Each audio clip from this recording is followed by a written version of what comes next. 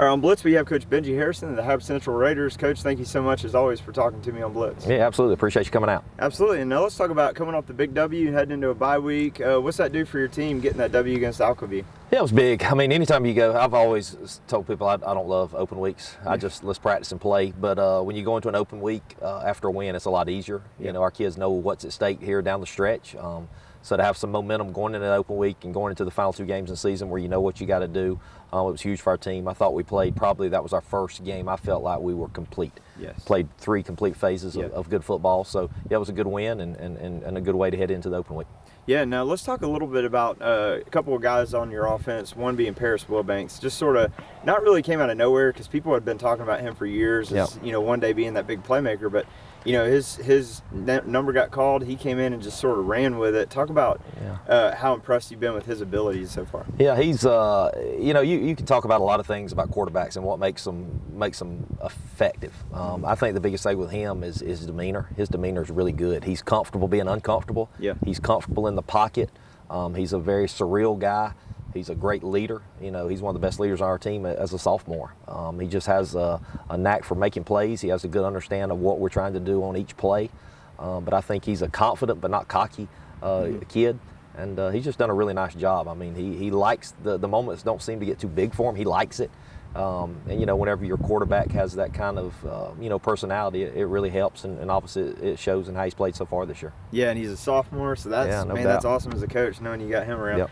Zeke Whittington, unfortunately, is a senior. Yeah. He's moving on, but still got work to do. But anytime you got a guy that's got 3,000 career yards, 28 touchdowns and counting, and being talked about in the same sentence as Tavares King here at Hab Central, that's a big deal.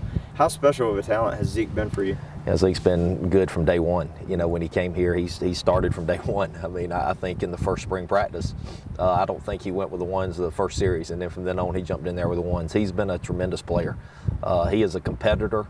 As much as any kid I've ever coached. He wants to compete at a high level. He's kind of like Paris in the fact that, you know, when the game's on the line, or he's just like Paris, maybe even to the extreme. If the game's on the line, he wants the ball. Yeah. But he's a dynamic playmaker. You know, he's done it against everybody. You know, we've played some people in this region over the years, and he seems to be able to whoever's lined up across from him to make plays. But I think his big thing is he has high belief in himself.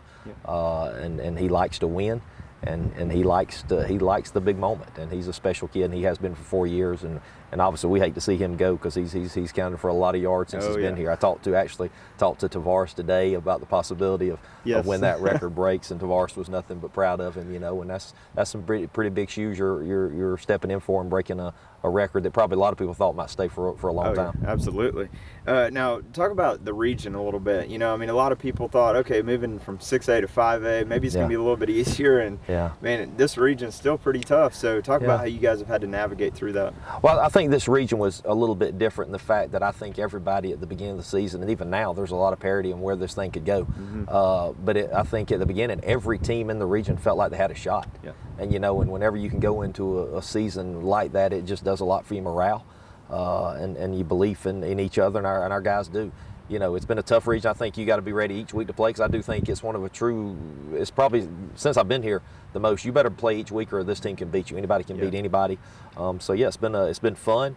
A lot of scenarios still to play out with 2 games left, you know, so we've got work ahead of us, but there's a lot of people, a lot of teams in our region still vying for those 4 spots. Yeah, and I know you're a guy that loves to, you know, put a message out to your team and sort of embrace it throughout a season. What's kind of been the common message or motto that you sort of had these guys instill into their being as young men and playmakers as well this year? Yeah, we're a unique team. We're young. We've got 9 seniors on this team. We're a tremendously young football team. And I think whenever you're young, the tendency is to always look ahead. So we just really put on it practice. I think after the first couple of weeks, when things didn't start the way we wanted to, and we had to kind of go back and really focus on one play at a time at practice. Yeah. You know, I know that sounds pretty cliche and pretty coach talk, but it really was. We had to go back to one play at a time, focus on this play, worry about the next one when it's time to play that play. But focus on this play, focus on the now. Don't worry about what we're going to do next week or the next game. Let's worry about right now in the moment. Same thing on Friday nights, take it play at a time. And I think our guys have really bought into that. Not worrying about the last play, not worried about the next play, but just focusing on one play at a time and doing the very best you can on that one play. And here, let's go play the next one. Yeah, it may be cliche and it may be coach talk, but it's always true as well. So, yeah, it is. And it kind of goes into, I mean, it really answers the next question too, but you talked about the importance of these next 2 games to make sure this team secures a playoff spot. What's sort of the game plan mindset going into those 2? Yeah, just that. I do think I'm not a big fan of open weeks, but I thought this one coming at a good time. I thought we needed. We don't have anybody really that's out that's not been out because of health reasons, but we do have some guys. I mean, we've played 8 games. So I think it was a good time for those guys to get healed up, but. But at the same time, as we've got 2 weeks, we're always going to prepare for the next opponent, and that's what we've been doing. We're preparing for Appalachia, but at the same time, you feel like there's some things you still got to be able to do better, or a couple of things you feel like you're going to need to do what you want to in the last 2 games, regardless of who you're playing. So that's what's been the focus, Appalachia, and just us, some things that we've still not, 8 games in that we're still not great at, trying to get as good as those things as we can. And see what can happen. Like we said, I mean, these next 2 weeks, we can play anywhere from the second spot to out of it.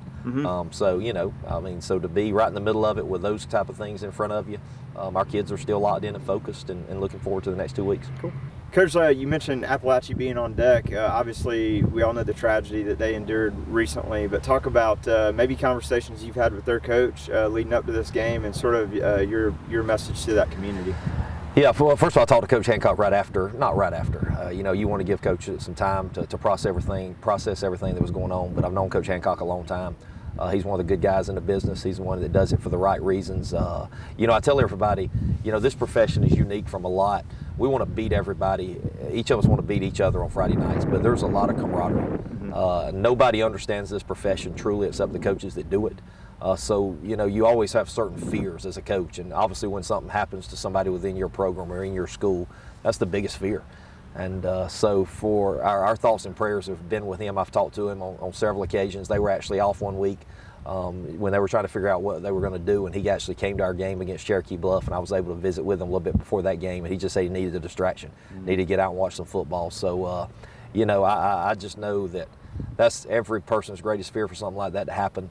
It shows you what's truly important. You hear stuff on the news a lot, and you talk about it with your kids, but when it's not right around here, it still doesn't really resonate with them. I don't think completely. This did. This did with our kids. Our kids were truly, taken back by what happened at Appalachia, and I think our kids have really understood how cool this whole thing is. The opportunity to get to play high school football with guys you've grown up with, and to enjoy every moment and cherish every moment with each other and the relationships you have. It's been really eye-opening for a lot of programs. So for Appalachia to be back on the field, I don't think there's no greater place to heal than for those guys to be back together, and we'll continue to be there for anything they need.